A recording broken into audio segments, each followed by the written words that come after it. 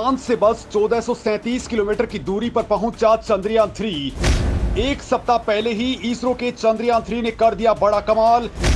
भेजा ऐसा मैसेज कि रूस छोड़िए, नासा के भी खड़े हो गए कान। दुनिया को जलाने चंद्रयान 3 ने भेजा ऐसा सीक्रेट मैसेज, तो इसरो चीफ ने खोल दिया असली सीक्रेट। रूस में मचा हड़कंप।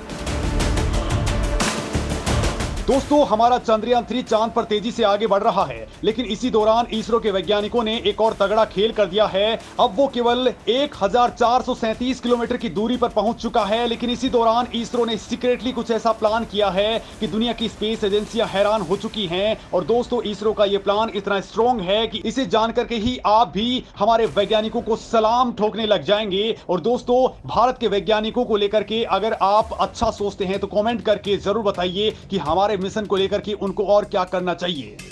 तो दोस्तों, इसरो का अब क्या कुछ प्लान है, क्या कुछ है पूरा माजरा। इसरो ने आखिरी 10 मिनट का कौन सा प्लान रेडी किया है, और चांद के पास जाकर चंद्रयान 3 ने इसरो से क्यों कह दिया है कि क्या मैं वो कर दूं जिससे दुनिया में लग जाएगी आग। दोस्तों, ये मजाक नहीं है, इसरो ने बाकायदा ये सीक्रेट रिवील कर दिया है। तो वहीं दोस्तों, अब इसरो चीफ ने जो ताजा खुलासा किया है, उसने रूस और चीन से लेकर के नासा को भी हिला करके रख दिया है। क्योंकि दोस्तों, इस वक्त रूस कह रहा है कि उसके यान की सफलता की दर केवल 50% है, तो इसरो कह रहा है कि इसरो का चंद्रयान 3 100% सक्सेस होगा। यानी कि अब असली खेल शुरू हो चुका है, जिसके बारे में इस वीडियो के अंदर दोस्तों मैं आपको बताने वाला हूं। यकीन मानिए, हमारे वैज्ञानिकों को आप सलाम ठोकने लग जाएंगे। दोस्तों, चंद्रयान 3 से जुड़ी ये तमाम बातें मैं आपको बताने वाला हूं। सबसे पहले इसरो ने जो तगड़ी गुड न्यूज दी है वो आपको बता देता हूं, जो इसरो ने जस्ट अभी दी है। दोस्तों, चंद्रयान 3 सफलतापूर्वक चांद की तीसरी ऑर्बिट में पहुंच चुका है। अब वो चांद से मिनिमम 174 किलोमीटर और मैक्सिमम 1437 किलोमीटर वाले ऑर्बिट में घूम रहा है। दोस्तों, चंद्रयान 3 अपने तय टारगेट से बहुत आगे निकल चुका है। हालांकि ये बात इसरो ने दुनिया को नहीं बताई है, लेकिन सच ये है कि अगर रूस कंपटीशन में उतर ही आया है तो उससे आखिरी मौके पर पटखनी देने के लिए इसरो भी कमर कस चुका है। मतलब जो 23 तारीख की डेट इसरो ने दी है, उससे एक सप्ताह पहले ही बड़ा खेल हो सकता है। क्योंकि दोस्तों, जो मिशन कंप्लीट करने थे उनमें से आधे मिशन इसरो कंप्लीट कर चुका है। ये मिशन एक सप्ताह आगे चल रहा है। वो तो दोस्तों भारत के पास पावरफुल रॉकेट नहीं था, वरना अब तक हमारा चंद्रयान 3 चांद पर लैंड करके एक्सपेरिमेंट भी स्टार्ट कर चुका होता। लेकिन अब भी देर नहीं हुई है। दोस्तों, इसरो ने 9 अगस्त की दोपहर को 1:40 पर ऑर्बिट के अंदर बड़ा बदलाव कर दिया है। यानी चंद्रयान 3 के थ्रस्टर्स को ऑन किया गया और दूरी को 4313 किलोमीटर से घटा करके अब केवल 1437 किलोमीटर पर ला दिया गया है। अब दोस्तों, आगे इसे 14 अगस्त को 100 किलोमीटर वाले गोलाकार ऑर्बिट के अंदर डाल दिया जाएगा और उसके बाद में 17 अगस्त को प्रपल्सन मॉड्यूल और लैंडर मॉड्यूल सेपरेट हो जाएंगे। और दोस्तों, 23 अगस्त को ये चांद पर उतरना स्टार्ट कर देगा। लेकिन वास्तव में ये डेट चेंज हो सकती है, क्योंकि मिशन एकदम से एक सप्ताह आगे चल रहा है। दोस्तों, इसरो ने ऐसा जीनियस माइंड लगाया है कि यान बहुत सा ईंधन बचा चुका है और टाइम भी बचा चुका है, जो आखिरी वक्त में अब बहुत काम आएगा।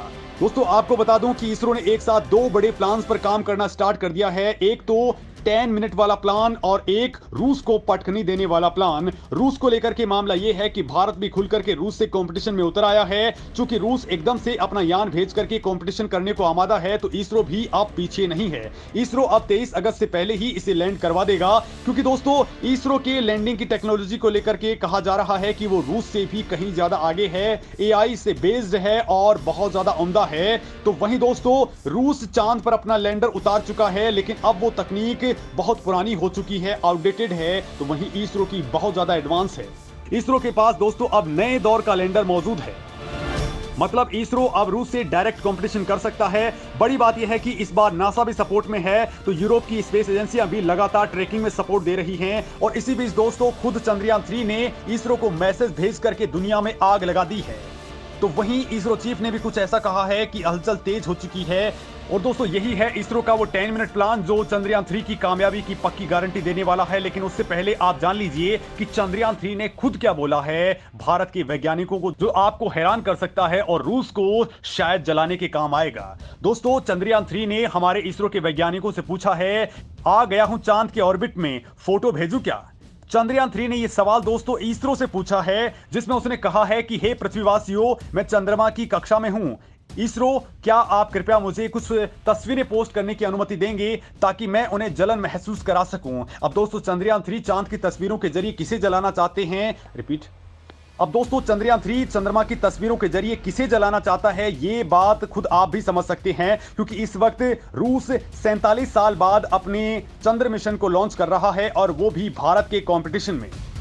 और दोस्तों चंद्रयान 3 का ये मैसेज भी रूस के ऐलान के बाद ही आया है, यानी कि इसरो पूरी टक्कर लेने के मूड में है। तो वहीं इसको लेकर के इसरो ने अपने प्लान को भी रिवील कर दिया है। दरअसल दोस्तों चंद्रयान 3 चांद पर जब लैंड करेगा तो उसके आखिरी 10 मिनट पर ही पूरे के पूरे मिशन का दारोमदार होगा, क्योंकि पहले चंद्रयान 2 में इन्हीं 10 मिनट्स के अंदर गड़बड़ी हुई थी और मिशन फेल्योर हो गया था, क्रैश लैंडिंग हो गई थी। इस बार इसरो के वैज्ञानिक बहुत तगड़ा प्लान कर चुके हैं।